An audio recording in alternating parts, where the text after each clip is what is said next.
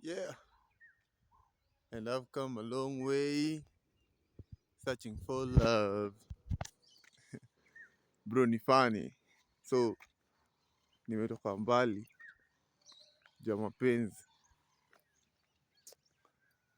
Niko place yenye hata mimi mwenyewe hata sijui. I've never been to this place.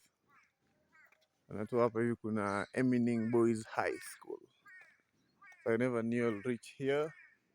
But who knows, man, because of love I'm here. So I just want to tell you my story. Me and my girlfriend, issues hazijakuwa poa. Tumekuwa na stress of late, tumekuwa na mabishano. So much tearing apart and